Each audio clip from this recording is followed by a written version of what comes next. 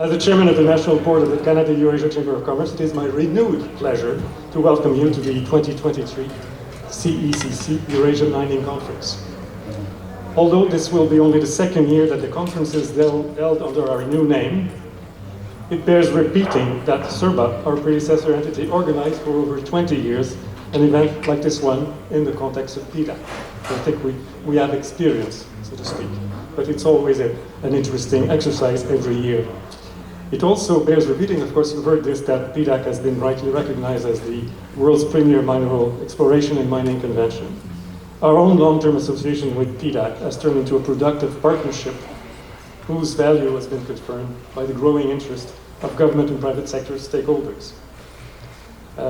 We're no less successful at CECC than PDAC. Our mining conference is successful. It is the largest annual Canada-Eurasia event dedicated to the mining industry.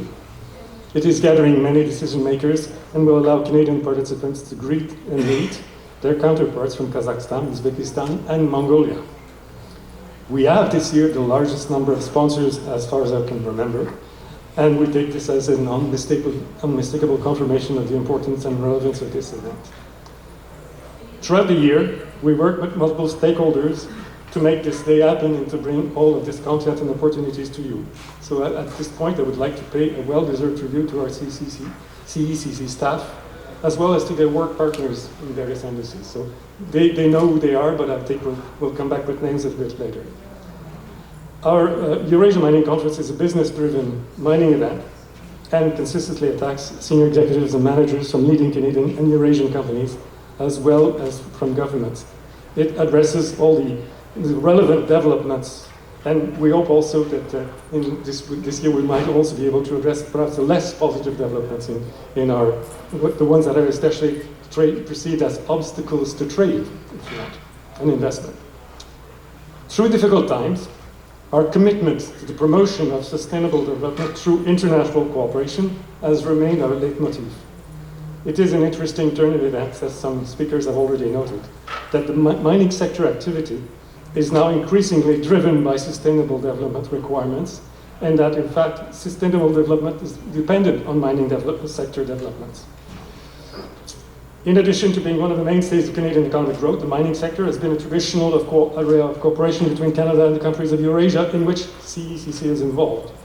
Improving international interaction between Canada and Eurasia in the mining sector remains one of the elements of our business development mandate. And I think also we have to observe that countries of the region on which we are focusing are also themselves pursuing more active development of the sector and are looking, actually, for the active involvement of foreign partners. This offers opportunities for growth and productive interaction as new generation infrastructure is being developed. It justifies our constant optimism. At CECC, we constantly endeavor to create the right circumstances for potential business partners to make contact and to engage in productive discussions. We encourage you to take full advantage of this conference on the PDAC's business-friendly environment. If that is not the case yet, we encourage you to consider membership in CECC so as to engage more closely in the activities that we organize throughout the year. You will see from our website all the things that we offer. We have, of course, I think it is very important to mention that we have offices in Kazakhstan and Uzbekistan, and hope to have a similar presence soon in Mongolia. Events like this are impossible without sponsorship support, and we'd like to thank our sponsors and supporters and sponsors. Although not everything has been clarified yet, I would like to express our thanks to our partners at Global Affairs Canada for their work in the context of the CanExport program. We'll come perhaps to that later. So the list of sponsors is longer than has ever been the case before. No, B2Gold, that patron sponsor, Cameco as a platinum sponsor, Condor Energies and Lion Energy as gold sponsors, silver sponsor TripTech, Simsa, Oceanics, bronze sponsor Aras Minerals, Azum Group, Falcon Consultants, and I think somewhere along the list you will also have the media partners somewhere but they don't show up on this little list of mine, but please have a look at our site and please support the work of our sponsors. They are extremely important to us. So now let me wish you a successful participation in this conference, and I will have the pleasure to inviting the first speaker on our list, Ambassador Rinbolt Yadma, the Ambassador of Mongolia to Canada. Please, Ambassador.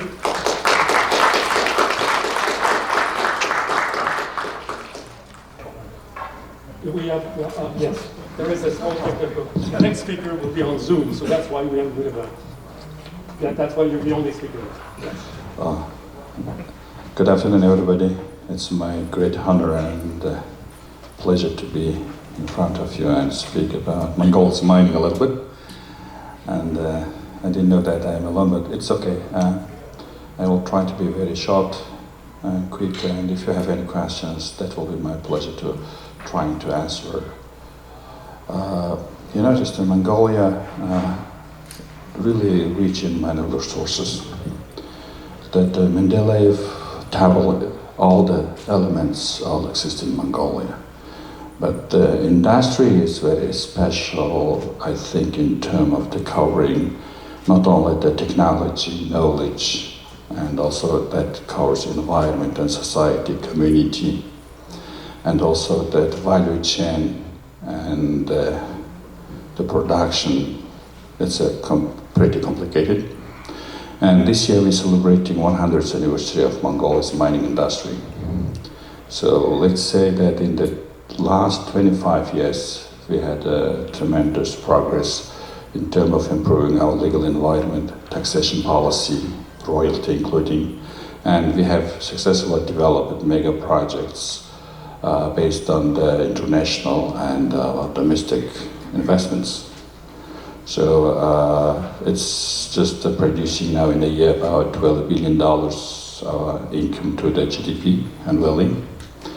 And of course, in the past about 2 years during the pandemic, we had successfully went through those issues. That with most, I think, successful and sustainable trade that we try to keep our trade.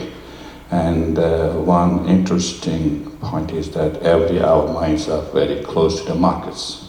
So everybody will be investors will be happy with that. So today I'm here at your disposal. If you have any questions, I'll be happy to answer.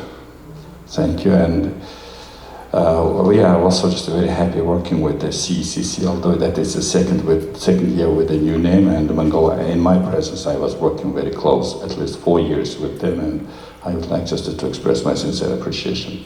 Thank you. Thank you very much, Ambassador.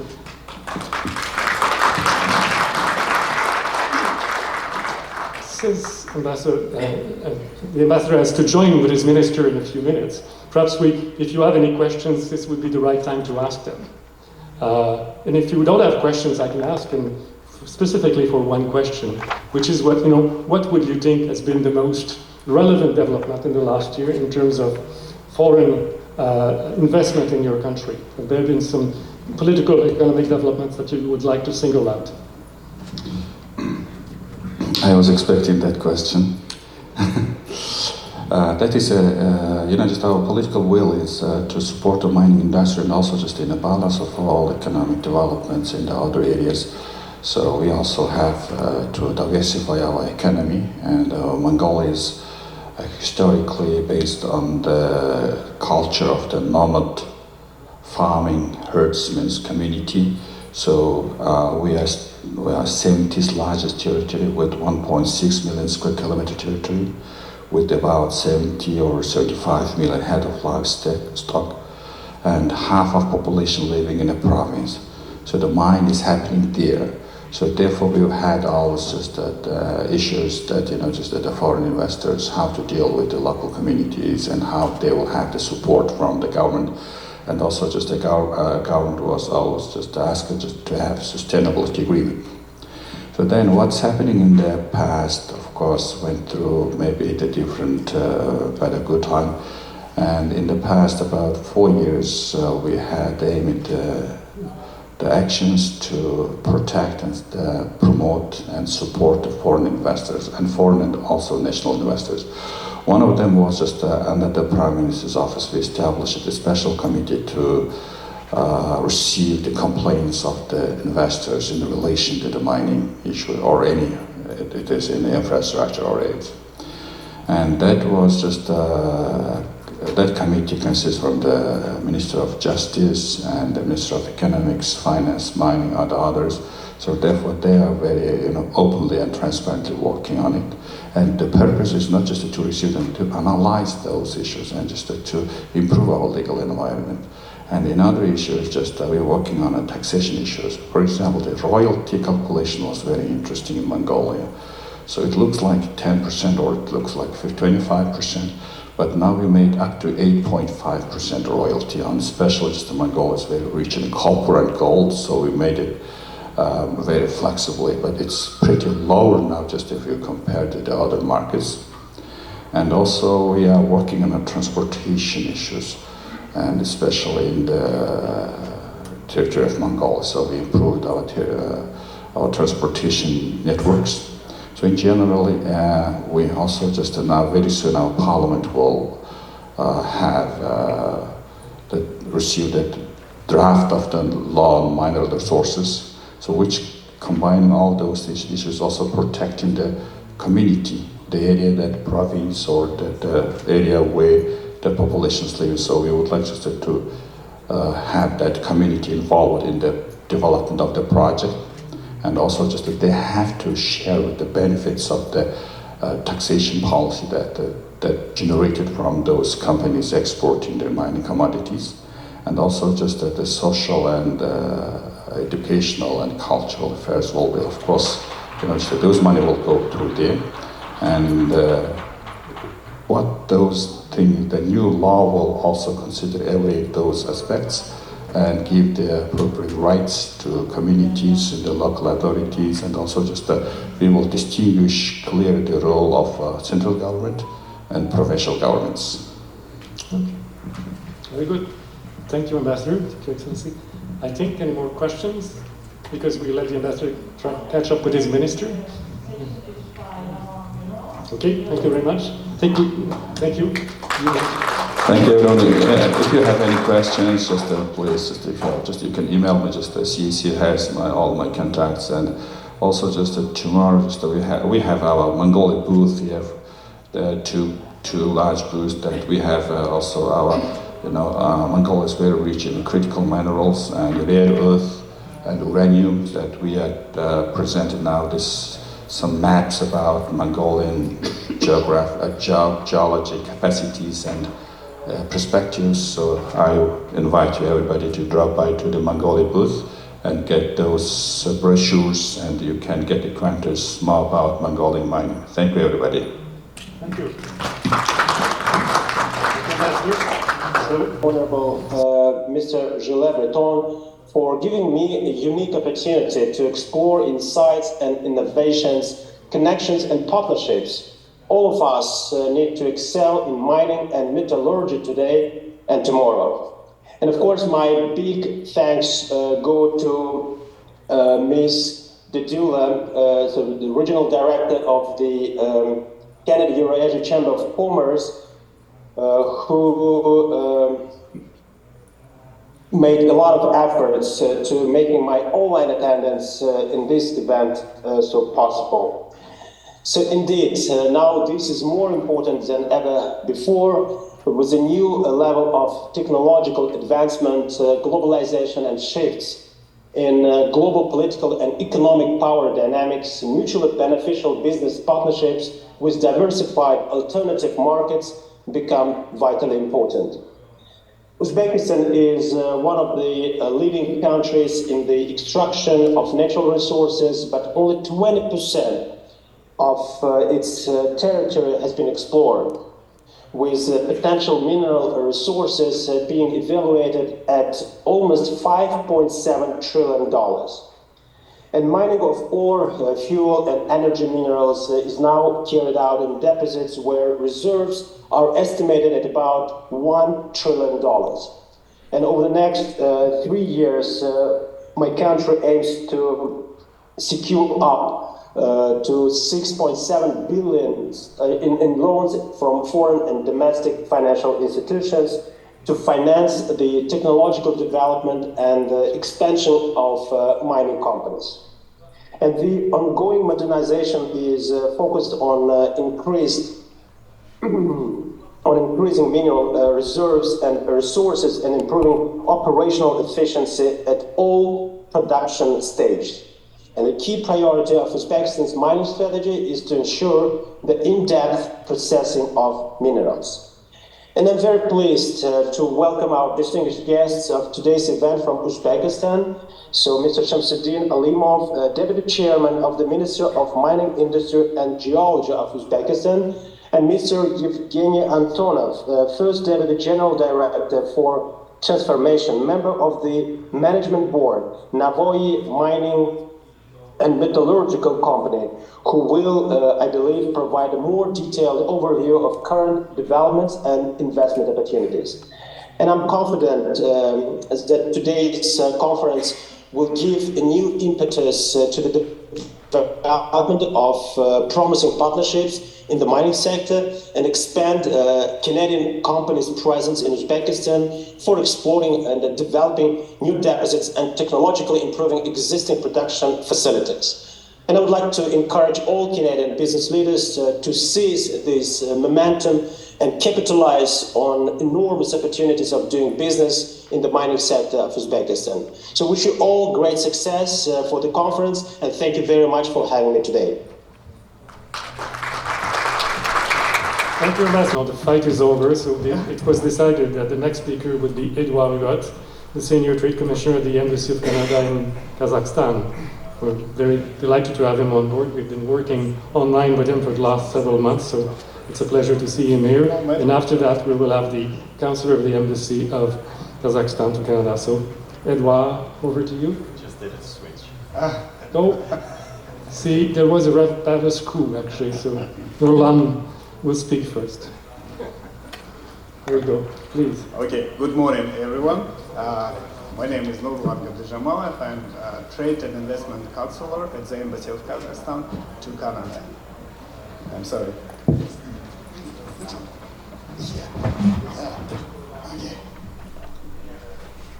Okay, good morning, everyone. It's better? Yeah. So, first of all, let me thank to organizers of this event for the invitation and the opportunity to speak at the CECC venue.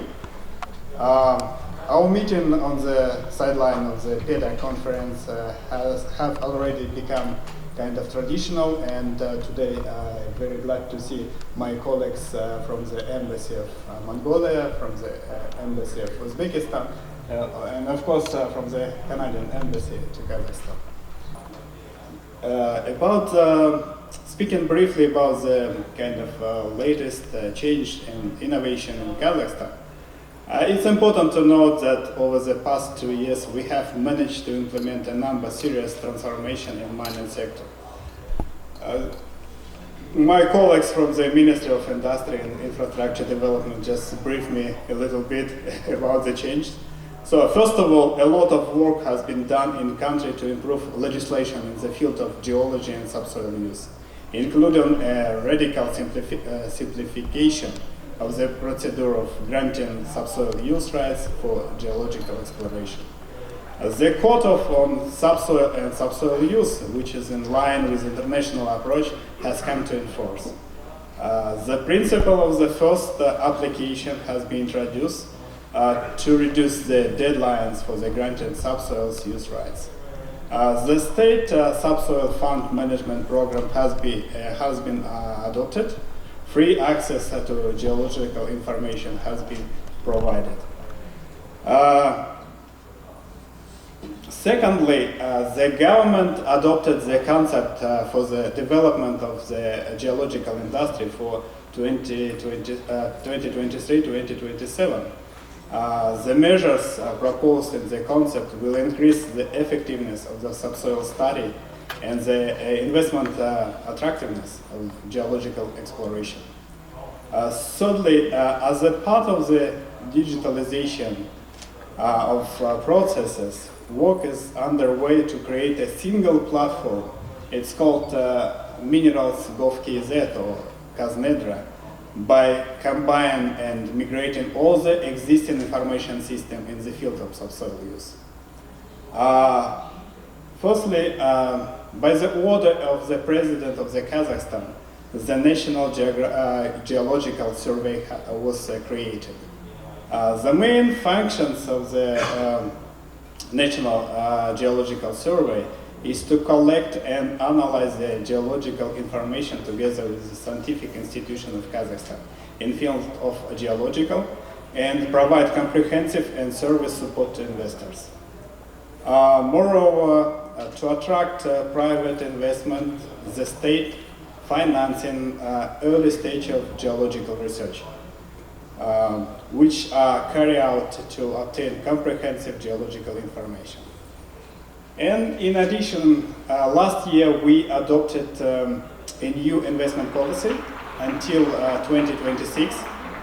An important aspect of the policy is to attract the ESG, environment, social and government investments.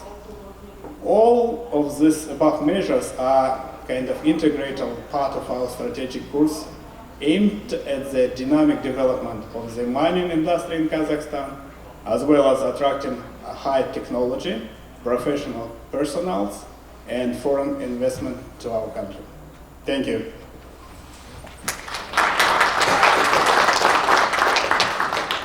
Thank you very much. If I'm not mistaken, Edouard, you are next.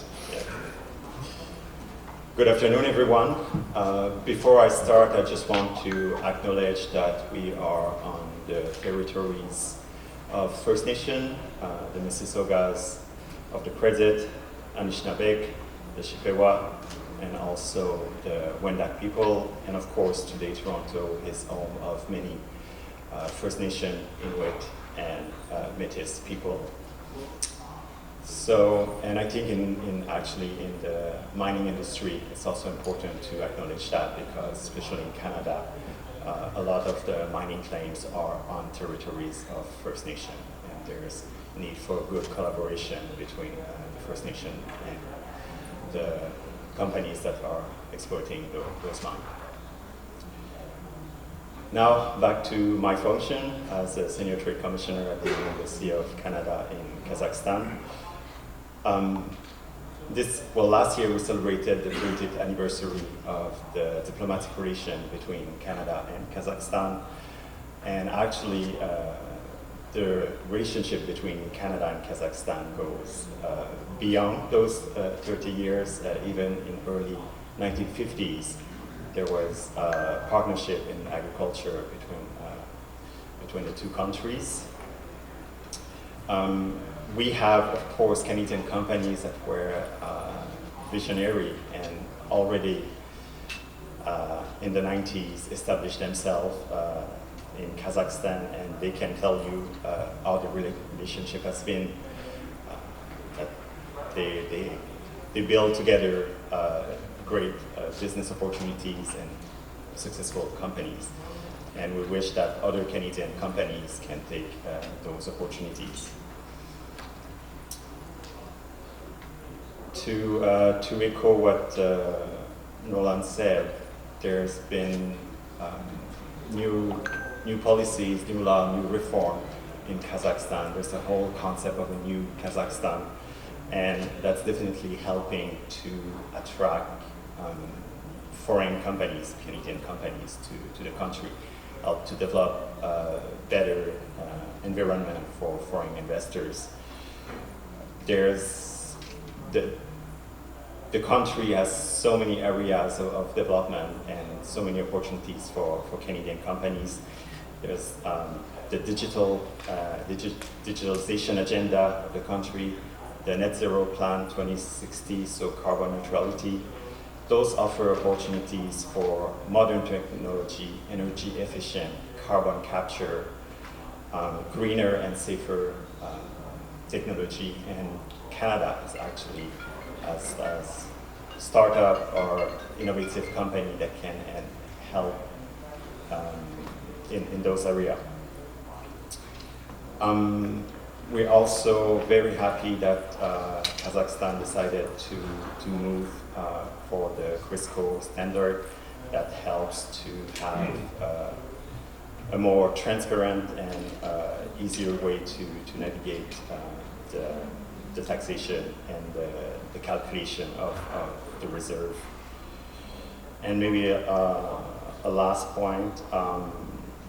So overall, there's extensive work that has been done by the government of Kazakhstan to make taxation and foreign investment more transparent and more predictable. So therefore, we encourage Canadian companies to learn more about Kazakhstan and to seize the opportunities that are available there. Nurlan is there, I'm there, and the Trade Commissioner Service at the embassy is there to help you find the right partner. And taking this opportunity, I would like to thank Canadian Embassy for the help and assistance. And we work together with Edward with all the events, and we have many plans on this year. So probably we announce soon our trade mission, our business mission, and we feel kind of support from the Canadian side. But I have one question to Edward. Is it possible? It's your battle. Okay, yeah, it's my battle. Okay, so I know that Canada recently kind of adopted critical mineral strategies. And I just read this strategy, and I saw that in international cooperation, you are planning to set up kind of good relation in this field with some country like European Union, South Korea, United States, of course. But I don't see Kazakhstan in your list. You know, Kazakhstan is rich of the critical minerals, and it would be great if you just include Kazakhstan in the list. Especially that Kazakhstan just signed a strategy with our MOU with the European Union on that topic in green hydrogen. Yes, I've seen and read the strategy also.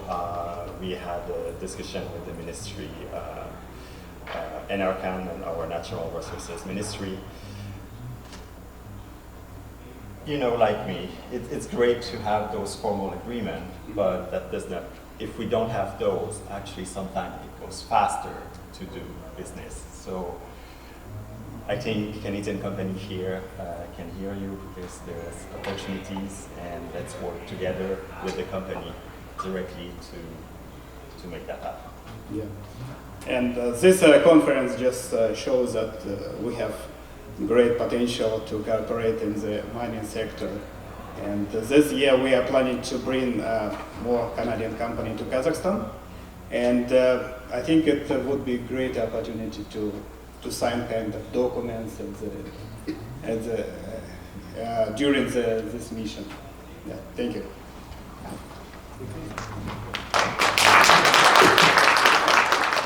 Thank you very much for this. This was not planned. Please, if you have any questions, because before we release our two speakers to sort of have a fight among themselves in private. Yes, any question? We had prepared a question about the big question that was on the minds of people. It's not so much about the political situation, but also about, you know, the challenges that follow from the political situation. So perhaps a quick word, you know, the pandemic has been a problem, of course. Now, of course, we have a war on the continent. What is there, you know, the request that I've heard from some colleagues is, what are we doing to keep the trade flows between Kaza and Kazakhstan going in these very difficult circumstances? You know, there would be obstacles, logistical obstacles, so this is not a political question, this is a question about how do you keep international trade flows? Edward first. Okay. Yes, okay. Well, of course, Kazakhstan has close ties with his neighbors, and I don't want to be in their shoes. For me, it will be if we ask Canadian companies, as of tomorrow, you need to restrain your business with the United States. That's quite challenging, and of course, from one day to the other, we cannot stop everything. I think Kazakhstan has played this card very well to maintain a good balance, to fulfill international agreement,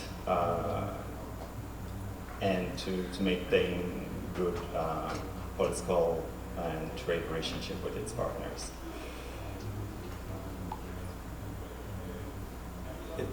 it's a very tricky question, and I think for Canadian companies, the message is Kazakhstan is not Russia, Kazakhstan is not China, and if you find the right partner, it's still possible today to do business with Kazakhstan, and the risks are minimal.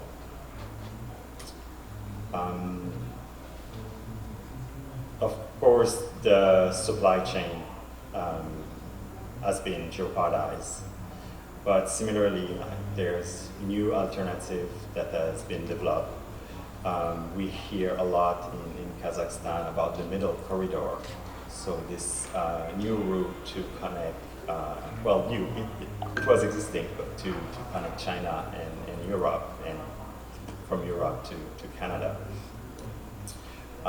I think there is opportunity for Canadian companies in that aspect too. There's need for infrastructure to further develop this route and make it sustainable. And I will stop here. Roman, okay. You want to have the last word? Yeah, of course. First of all, thank you so much for Canadian position for the.